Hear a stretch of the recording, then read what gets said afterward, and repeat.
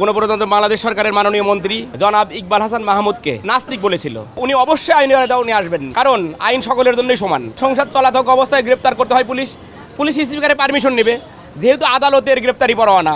গত 2 এপ্রিল কুষ্টিয়া সদরের সংসদ সদস্য মুফতি আমির হামজার বিরুদ্ধে আমি বাদী হয়ে মানহানির মামলা করেছিলাম।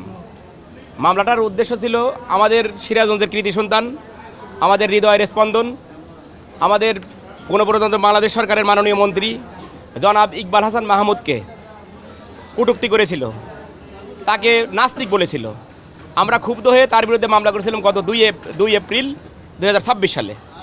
2 এপ্রিল মাননীয় আদালত তাকে হাজির হওয়ার জন্য সমনের আদেশ দেন এবং সমনের তারিখ আজকে ছিল।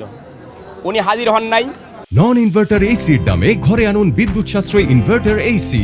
এখন 1.5 ton my one inverter AC মাত্র 48,900 টাকা পাওয়া যাচ্ছে মিনিস্টার শোরুমে। মাননীয় আদালত আমাকে প্রশ্ন করলেন, যেহেতু সংসদ চলতেছে এই মুহূর্তে ওয়ারেন্ট দেওয়া ঠিক হবে কিনা। আমি বললাম, সংসদ চলার কারণে ওয়ারেন্ট দেওয়াতে কোনো বাধা নাই।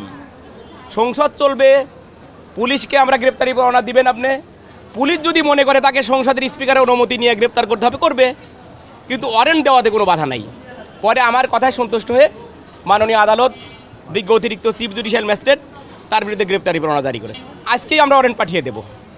আমি আশা করতেছি উনি অবশ্যই আইনের আওতায় উনি আসবেন, কারণ আইন সকলের জন্যই সমান।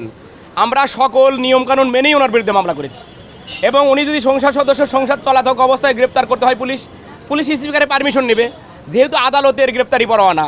এখানে অবশ্যই মাননীয় স্পিকার পারমিশন দেবেন।